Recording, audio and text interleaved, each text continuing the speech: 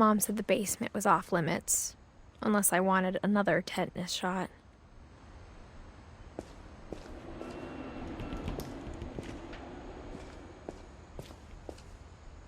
I saw Edie sneak down to the basement once, carrying packages.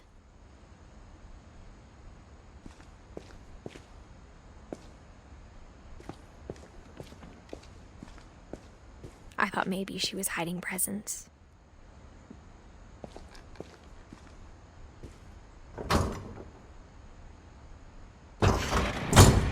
It turned out she was hiding a lot more than that.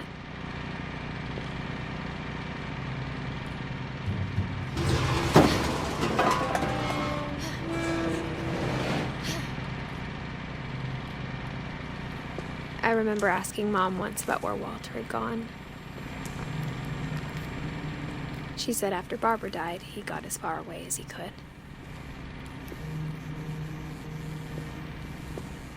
If there's a pattern in all these stories,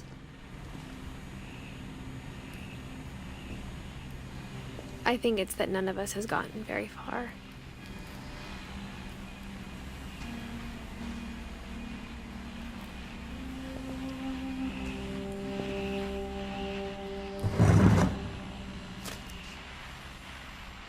Goodbye, everyone. I can't believe I've been down here for 30 years. On that first day, after the shaking started, I didn't think I'd survive a week.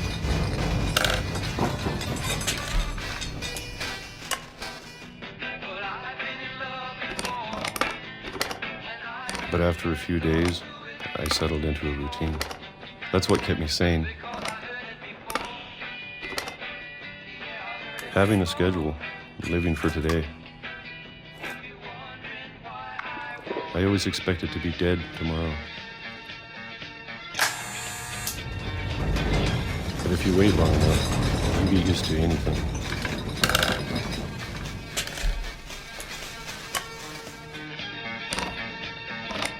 Even a monster on the other side of a door starts to feel normal. Almost friendly.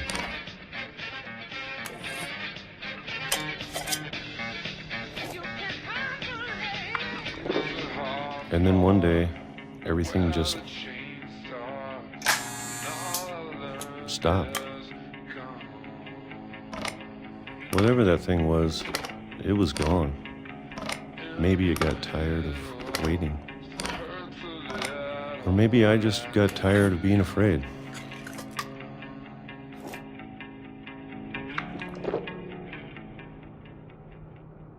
It's been a week now, the longest in 30 years. I'm done waiting. I have to leave while I still can.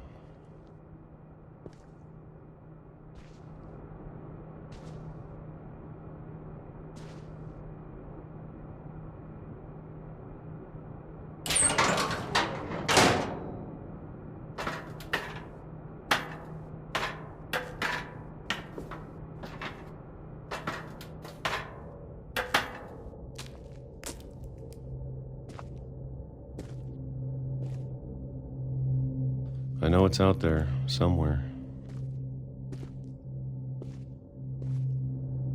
Whatever killed Barbara and Molly and Calvin. Maybe this is all a mistake. But I need to stop living the same day, even if it kills me.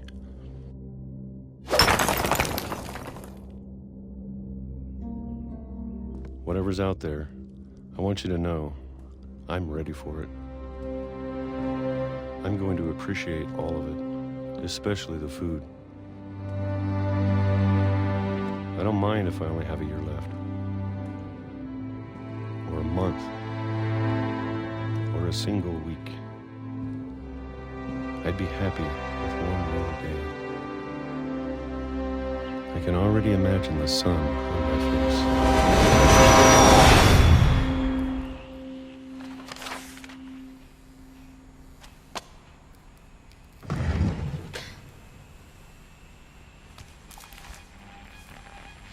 Walter died when I was 6.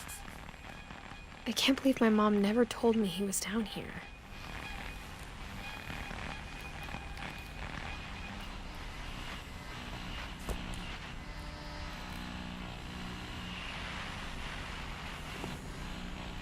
I'm sure my mom was trying to protect me.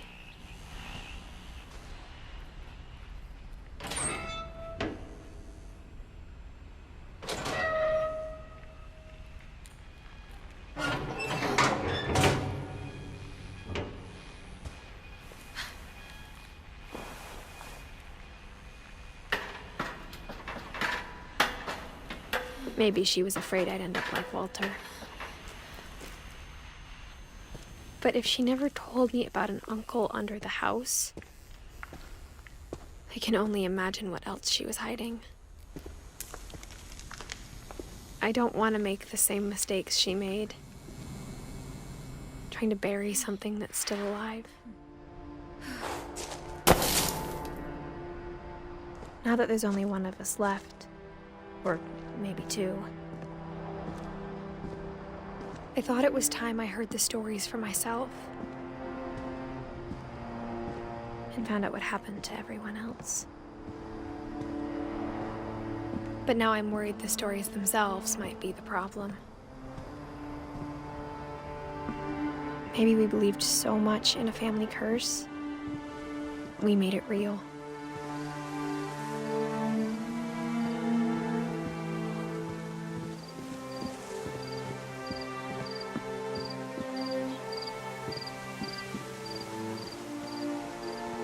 I don't know if I should even be writing this.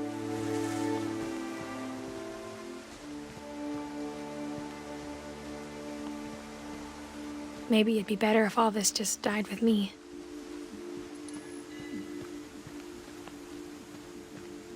But I thought you should know about your family.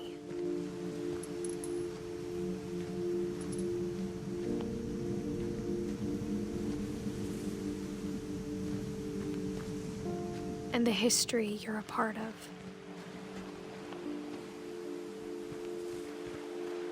Though to be honest, I feel as lost as you probably do right now.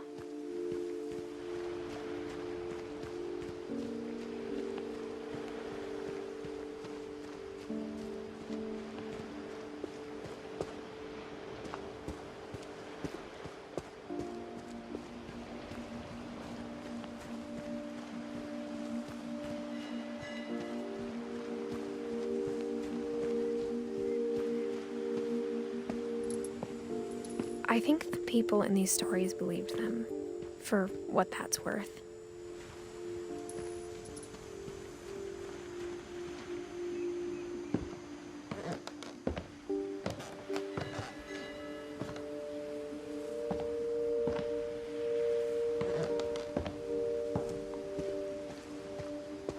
And when you look at the house, that history of imagination and stubbornness and madness, any of it seems possible.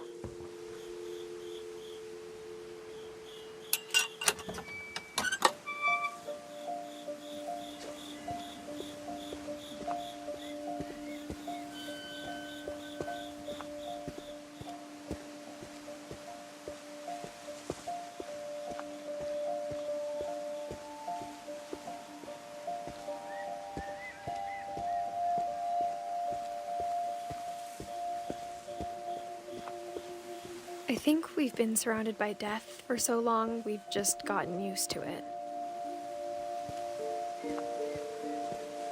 What kind of family finishes building a cemetery before starting the house?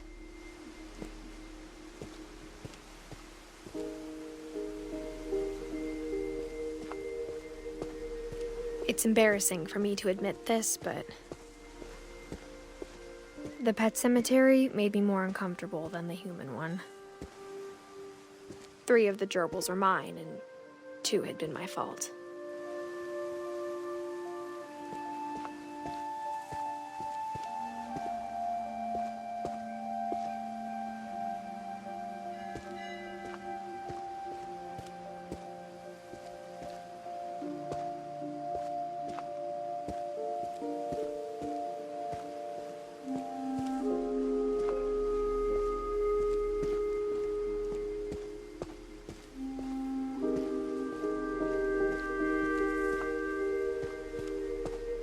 Sven built the house, but it was Edie who designed the cemetery.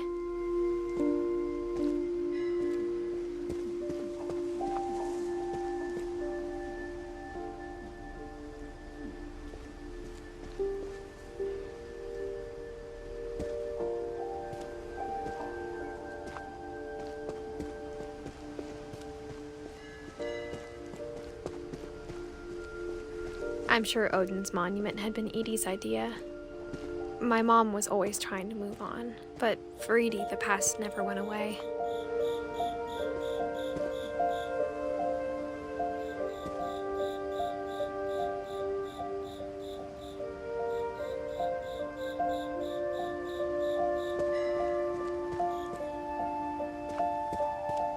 She could see it poking out of the water at low tide.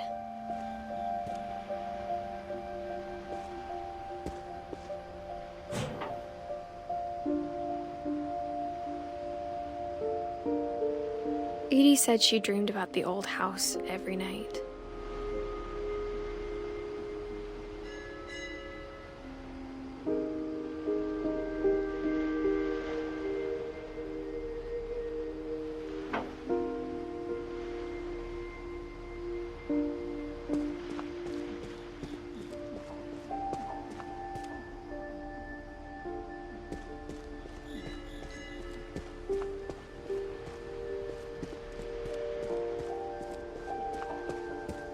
Edie's side was always easier for me to understand.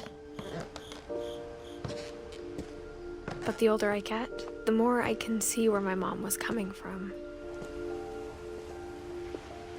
Her dad had been pretty strict, but it wasn't enough to save her brothers. She was just trying to do better.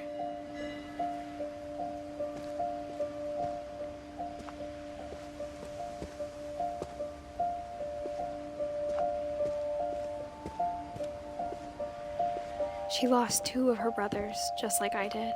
I get why she tried so hard to protect us.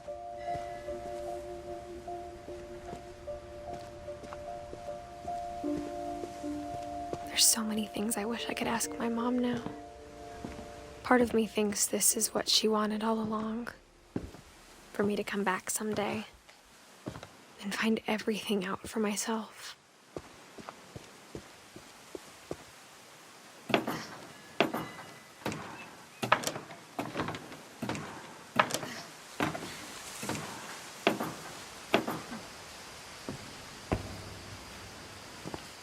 But looking back on it now,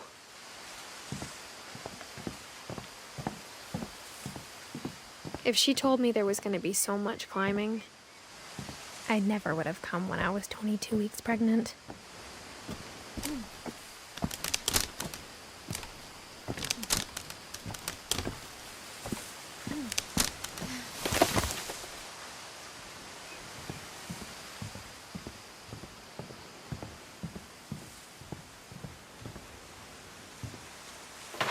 I never met Grandpa Sam, but I think he and my mom had a lot in common.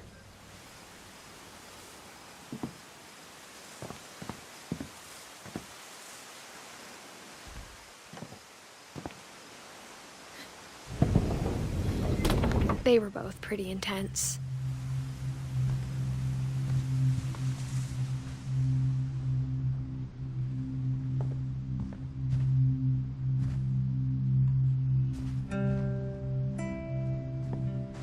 Instead of hiding from death, Sam seemed to go out of his way to meet it.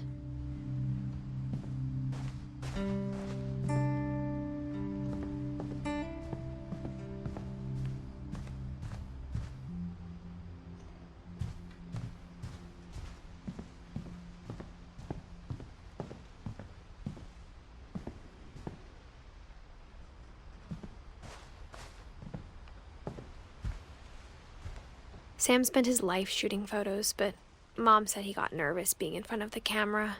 I guess we're all afraid of something.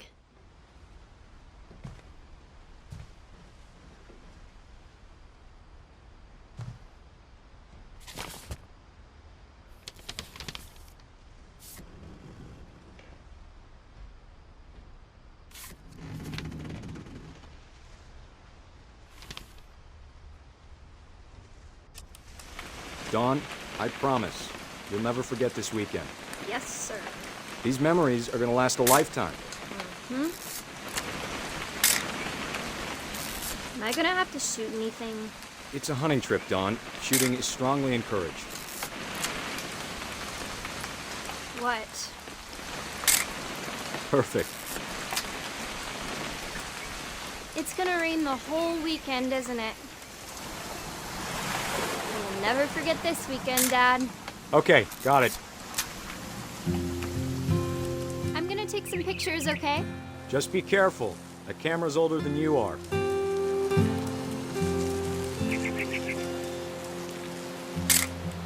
Aw. You're right, Dad. It's starting to clear up. Still freezing, though.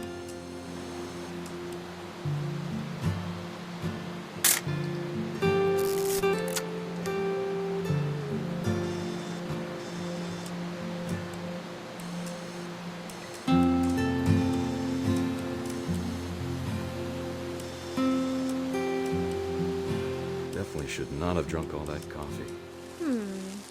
Hey! That's a keeper. I'm just saying, I'm not always gonna be here, Dawn. You'll need to remember this stuff, if you want to survive. I'll be fine, Dad. You know who else thought he was gonna be fine? Some guy who died. Dawn, I'm being serious. I know, Dad. You're always serious. Doesn't being out here make you want to chill out? To tell you the truth, I haven't been out here in 20 years. Dad! Good eyes, Dawn. Before you take the shot, let me get a picture of you.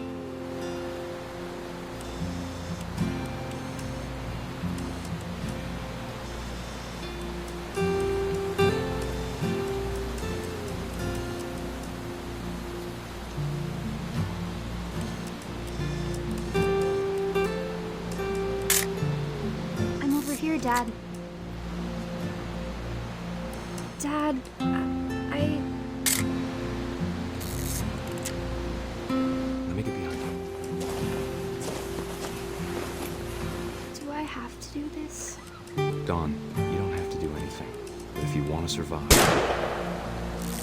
Great shot, Dawn!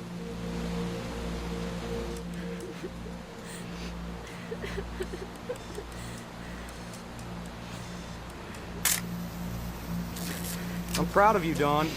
Always remember that, okay? Dad, it's twitching. I think That's it's totally some- normal, Dawn. Just focus on the camera. Try not to think about... Dad!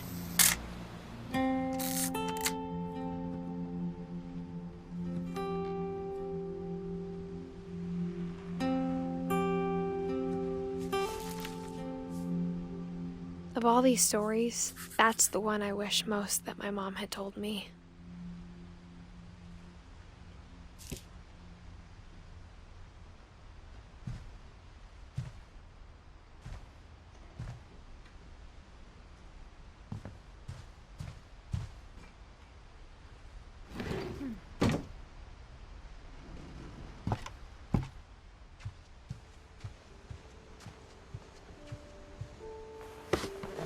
After Sam died, my mom and Edie got really close. They'd both lost a lot.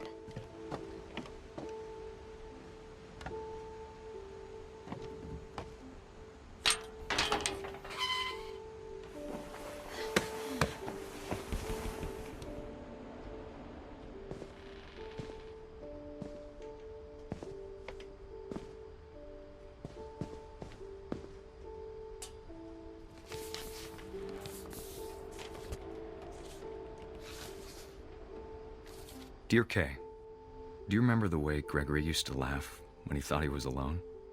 Like something funny was happening, but only he could see it. I think he saw things the rest of us don't.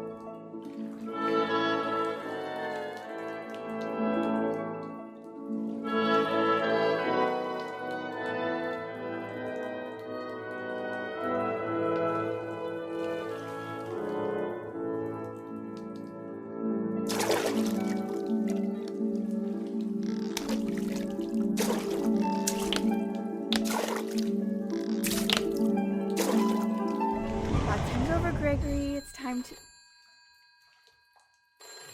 Hold on, sweetie. Hello?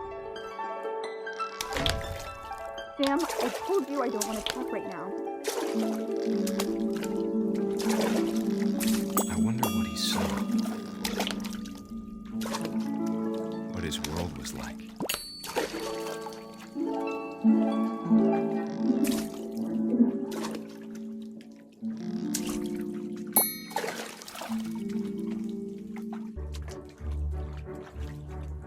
He reminded me so much of Calvin.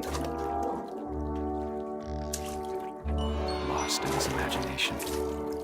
Whatever it was, he saw.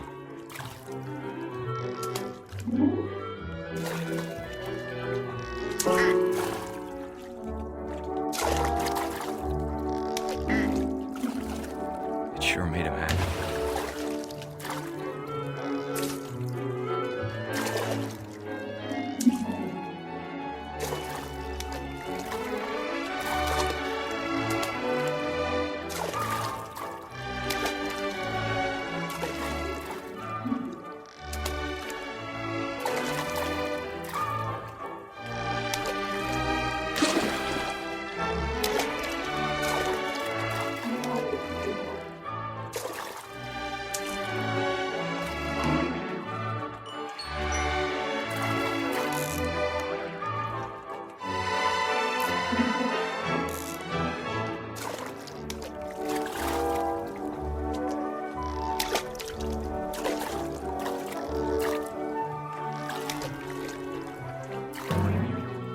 I know how silly it sounds.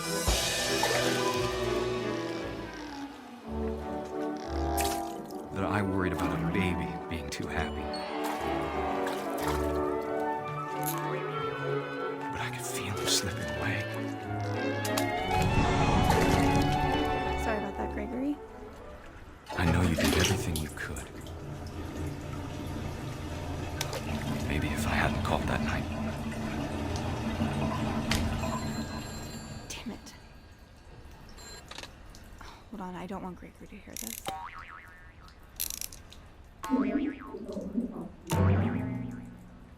I wish he could have told us about the world he saw.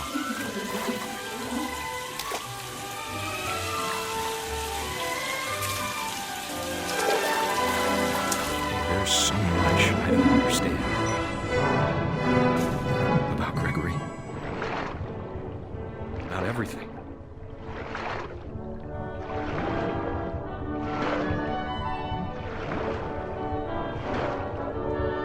But I know what happened wasn't your fault.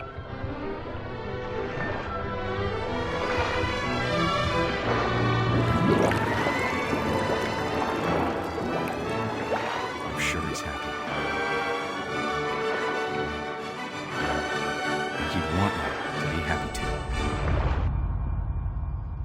Good luck, Kay. Love, Sam.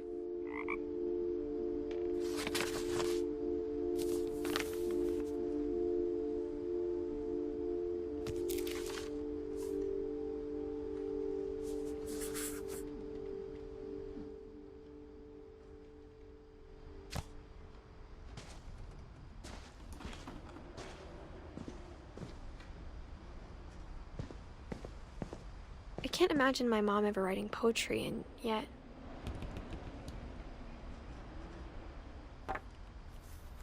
A poem for Gus, who always said the wedding was a bad idea.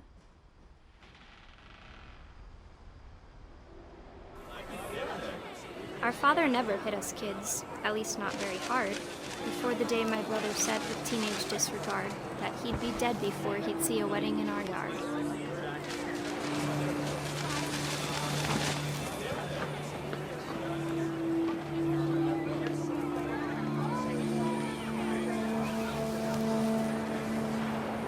My father made him come, of course, but Gus stood far apart, just flew his kite and bottled up the storm inside his heart.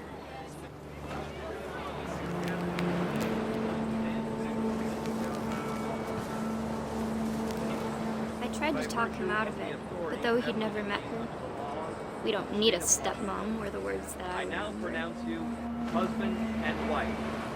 You may kiss the bride.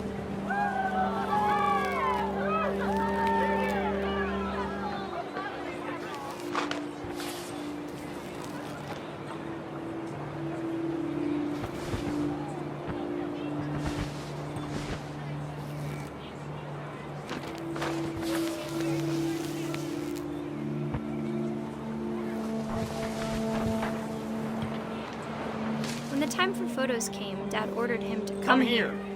But Gus declined, and as a sign held up his middle finger.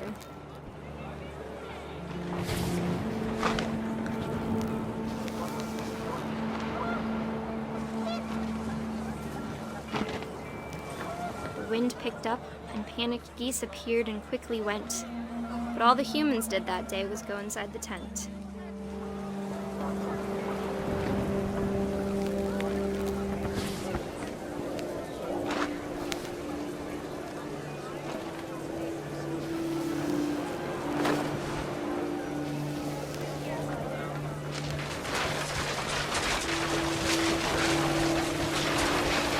Rain came down in buckets then, but no one seemed afraid that nature might destroy the tent our dad had crudely made.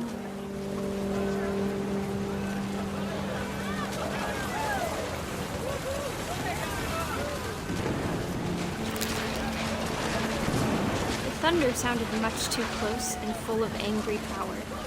But all my father said to this was, "Make the music louder."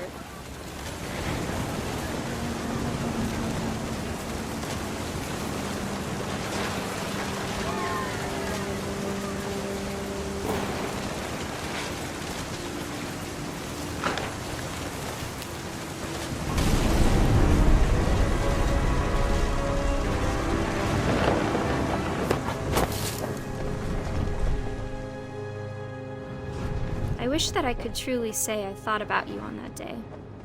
Out there on the beach alone, just you, the wind, the sea, and foam. But I didn't, until we found you.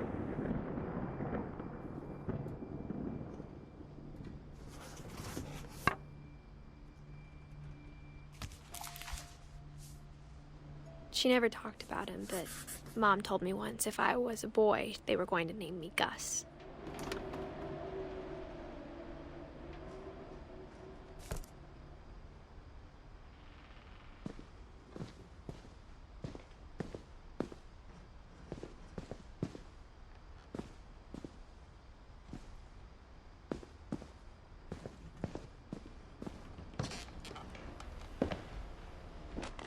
My mom moved up to the loft after her brothers died. At the time, it was as far away as she could get.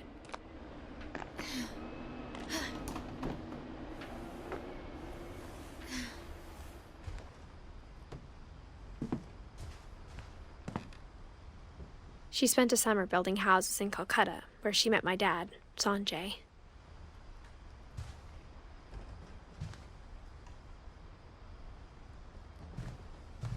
Religion was another thing my mom never talked about, but I think it helped her a lot after her dad died.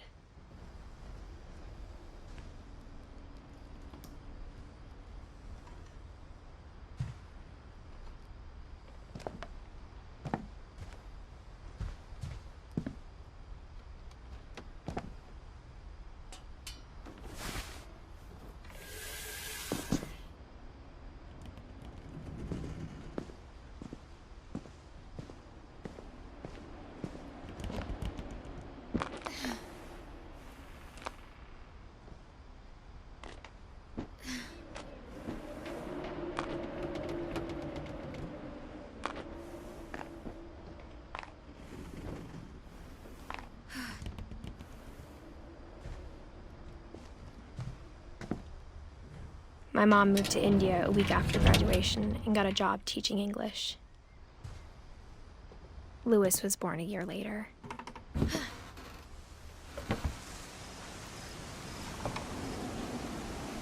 When my dad died, I don't think Mom knew where else to go. I'm sure Edie was happy to have her back.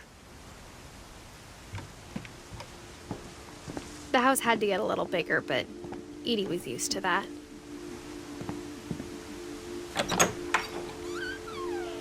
And for a while, things were good. Almost normal. But it didn't last.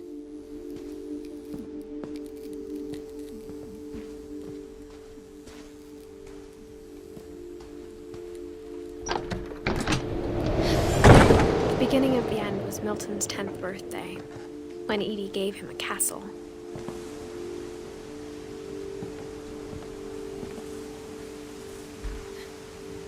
After Milton disappeared, the only thing he left behind was a room full of paintings.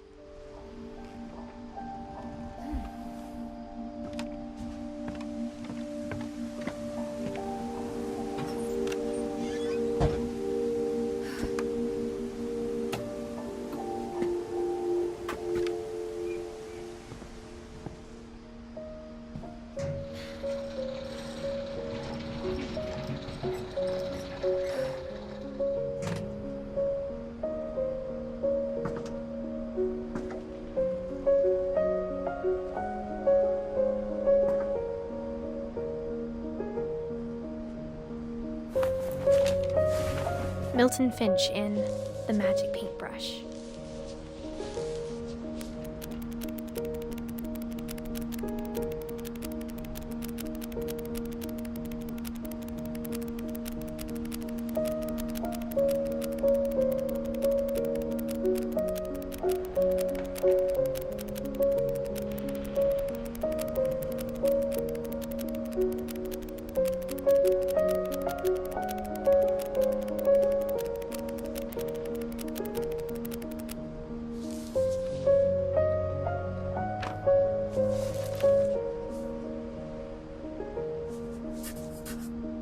I was 4 when Milton disappeared.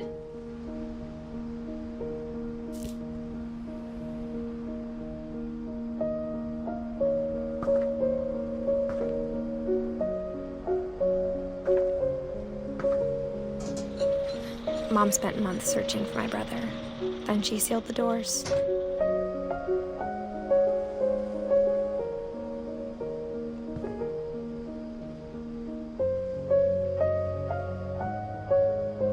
Whatever Milton had found in the house, Mom didn't want it getting out.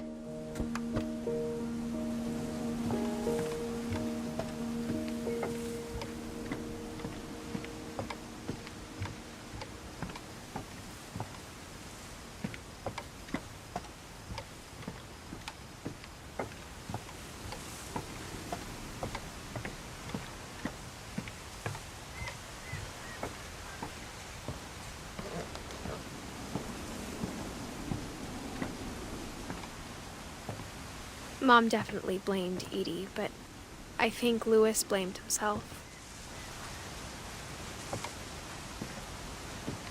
After he graduated, he just spent more and more time in his room, until Mom got him a job at the cannery. Everyone always told me to stay out of Louis's room, except Louis.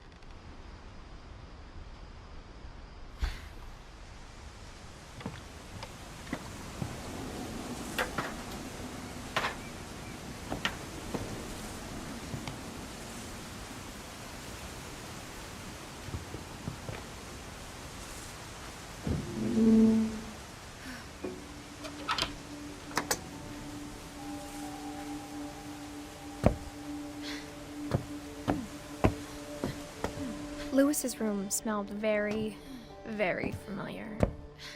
That part of him lived on.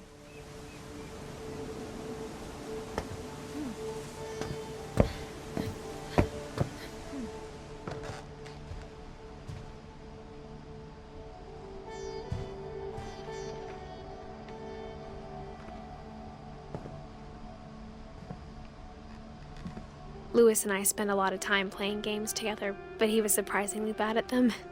He died a lot.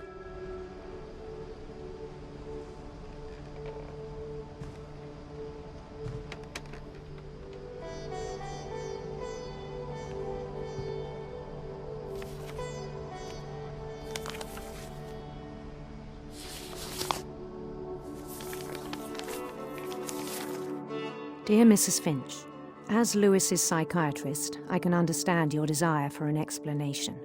As I see it, the trouble began in January, shortly after we convinced your son to seek treatment for substance abuse. Newly sober, I believe Lewis first noticed the monotony of his daily life.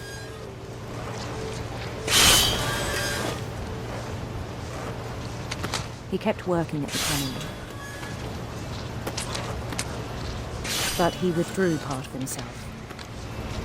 In our sessions, I saw the same behavior. His mind began to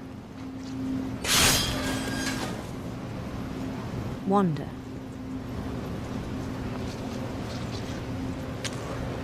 I asked him to describe it. He said he started small, imagining a labyrinth. He'd feel his way about. Then something moved. Bats. And toads.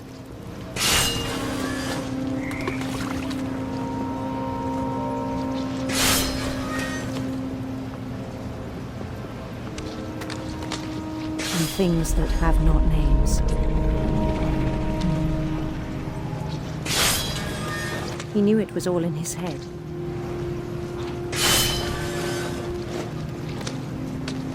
But he took it very seriously. I had hoped he'd find himself.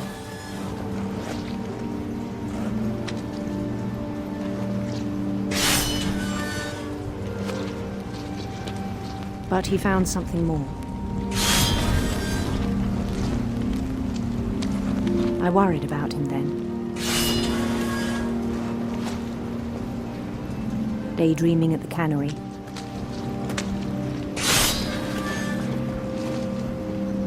I spoke with his boss. But he said Lewis had become a model employee. Methodical, tireless, focused. Like a whole new Lewis. So I let him go on.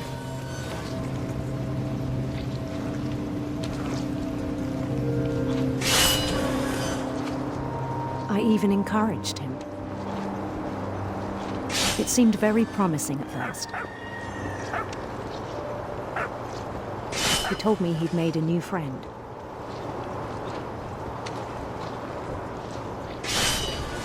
On the edge of a city he named Lewis Topia. He built the city up slowly, brick by brick. Then he made musicians.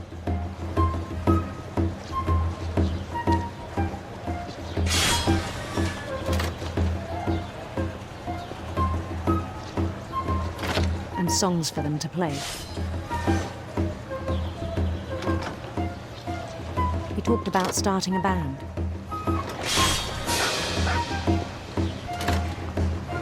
And he was always humming something.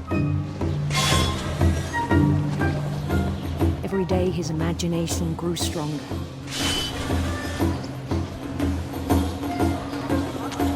He no longer spoke at the canal. But his chopping was as reliable as ever. Then one day it struck him that all the cheering crowds, even the stones under his feet, were all in his imagination. So he could do whatever he wished.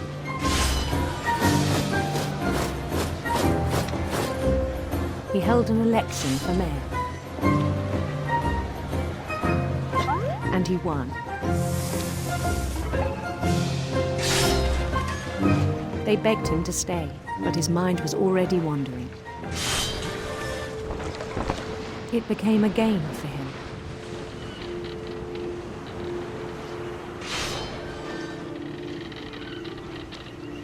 He'd conquer a city, then immediately push on. New Louisville.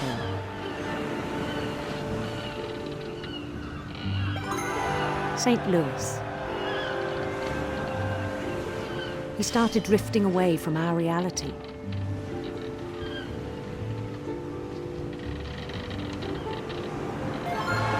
Minneapolis, until one day he forgot to go home from the cannery. Even as his mother pleaded with him, part of Lewis kept sailing on.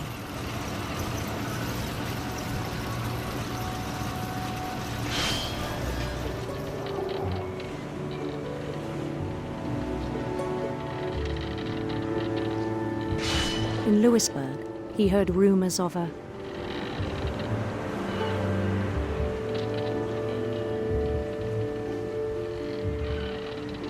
handsome queen.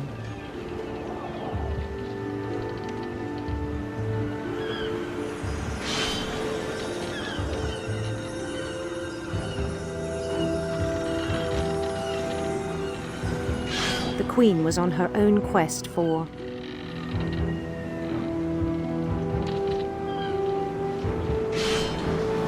radiant rainbows.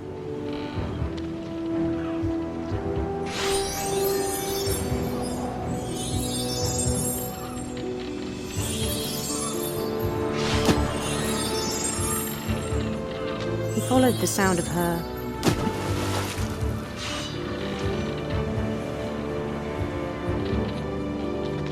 silver harp.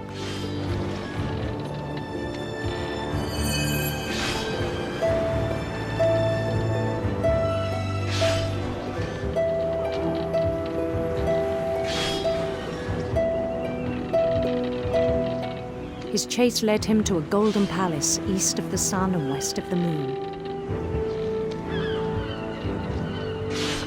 Even then, his logic remained sound.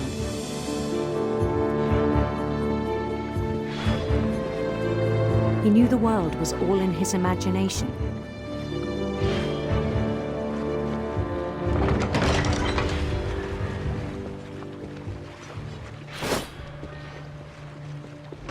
But he was so proud of having created it. In his own eyes, he'd become something greater than a king.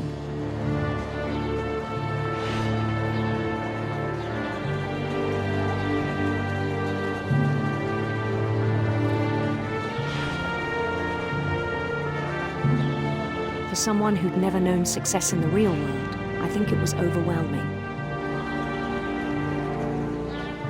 And then it struck him that the real Lewis was not the one chopping salmon, but the one climbing the steps of a golden palace.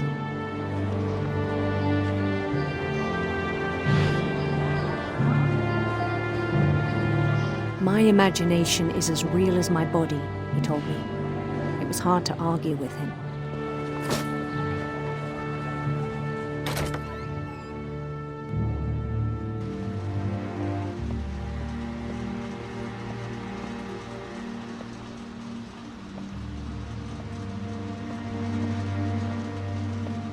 He began to forget the world we know.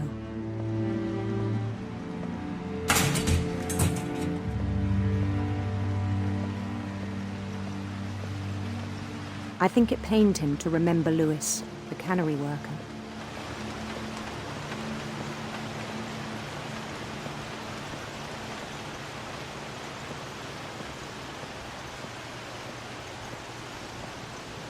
He began to despise the man with a royal contempt.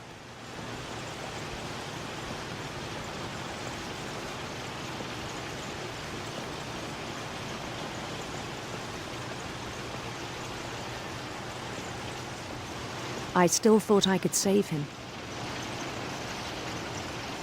Even after he said he was being crowned king over all the lands of wonder.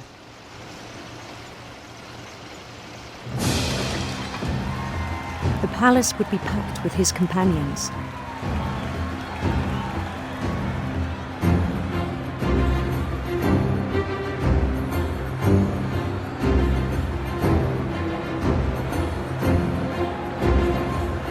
Including the wise Calico who'd insisted on advising him.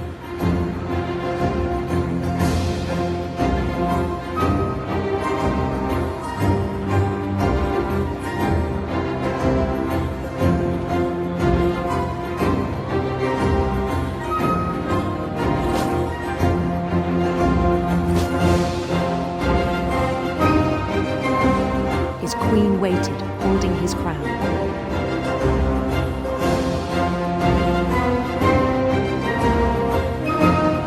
There was only one thing left to do.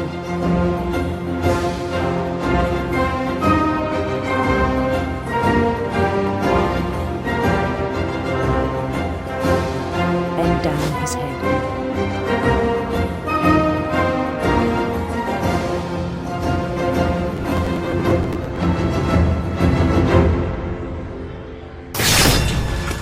I think you know. Mrs. Finch, your son was a kind man who will be missed by all of us who knew him.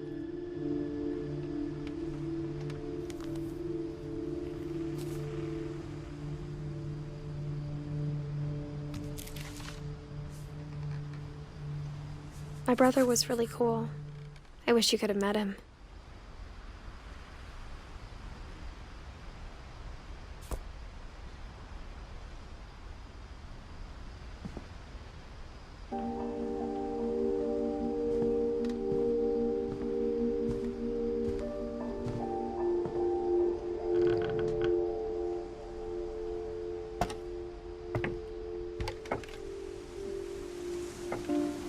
On the way back from Lewis's funeral, my mom told me to start packing.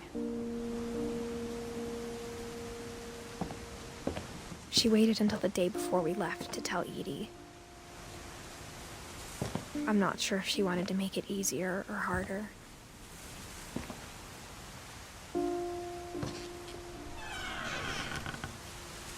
I wish we'd stayed. But I understand why we left.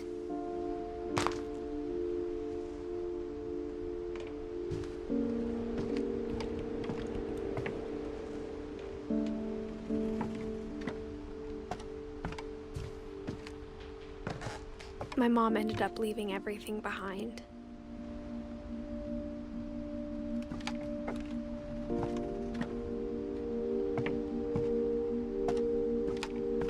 What happened that night had been coming for a long time. Maybe it should have come sooner.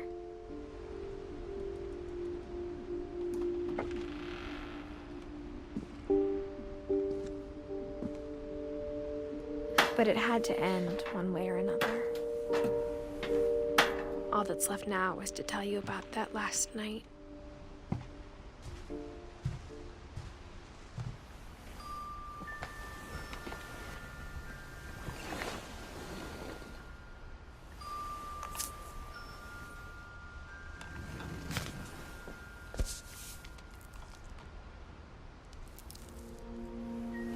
That whole last day, Edie just watched us pack and didn't say a word. Until supper, when she raised her glass and said, "To our final night together, and all our final nights apart." Grandma, you know what I said about alcohol. Some of your medications are very Edith, specific. I left a present for you in the hallway. Why don't you go open it? The grown-ups have to argue now. I'm sorry, you're right. We're all leaving tomorrow. Let's just enjoy our last... I'm not leaving. Edith, you're excused.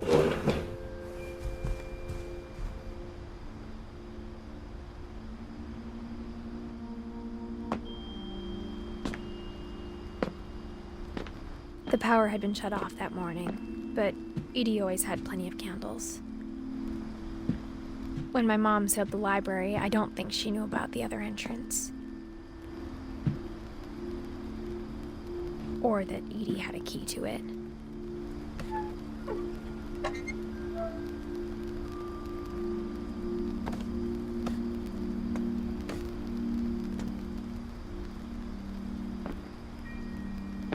That thing you're afraid of isn't going to end when you leave the house.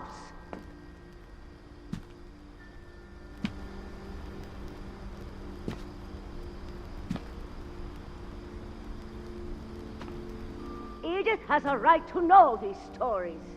My children are dead because of your stories. I think it's best if Edith and I leave tonight.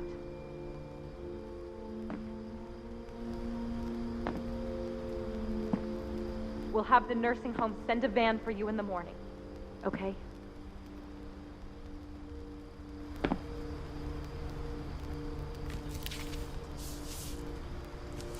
Dear Edith, there's so many stories I wish I could tell you, but there's only time for one. This is about what happened on the night you were born.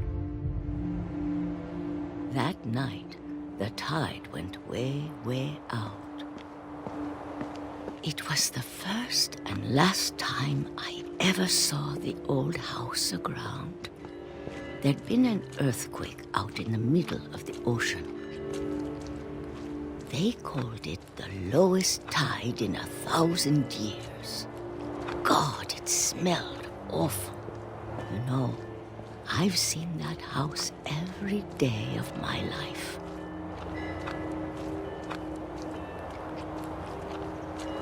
But I never thought I'd go back to it. When the fog rolled in, I lost my way.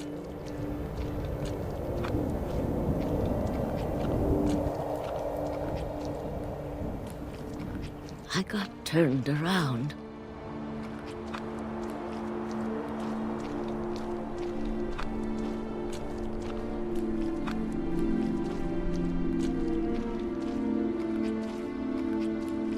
For a while, I wandered.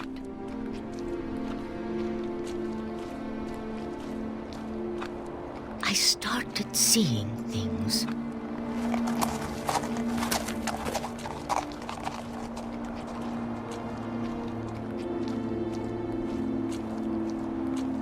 Things I'd forgotten had ever existed.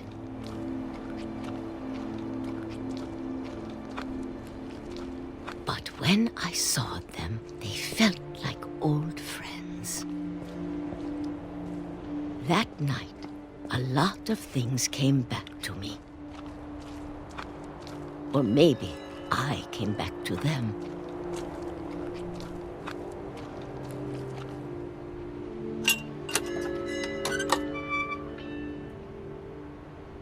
Things I can't explain, but that I need you to try and... Edith, what are you doing in here? It's mine. Edith! Mom, you're gonna rip it. Let go! I kicked and screamed, but Mom dragged me to the car. I never saw Great-Grandma Edie again. The next morning, the van came to pick her up, but she was already gone.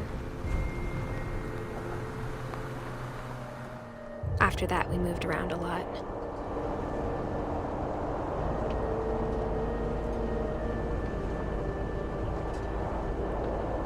We both tried to make the best of it.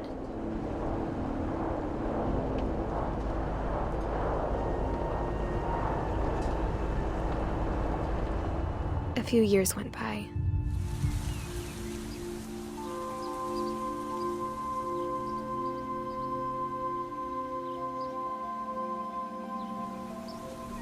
My mom didn't like to talk about it.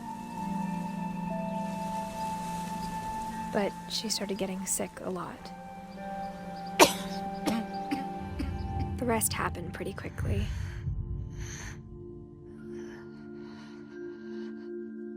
She got better for a while, and then she didn't.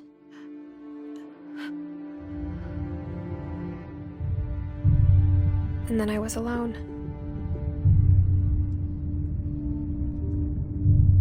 The last Finch left alive.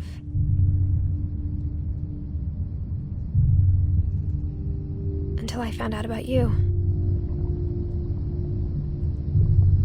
I'm still not sure what to tell you about all this. If we lived forever, maybe we'd have time to understand things. But as it is, I think the best we can do is try to open our eyes. And appreciate how strange and brief all of this is.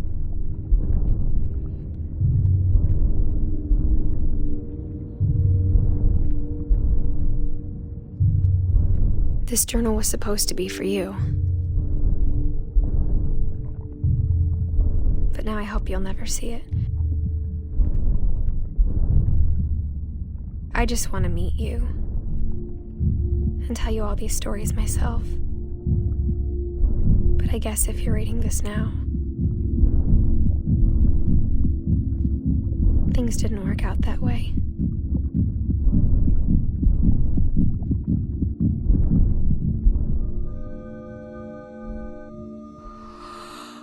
This is where your story begins.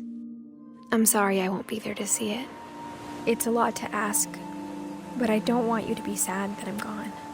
I want you to be amazed that any of us ever had a chance to be here at all. Good luck.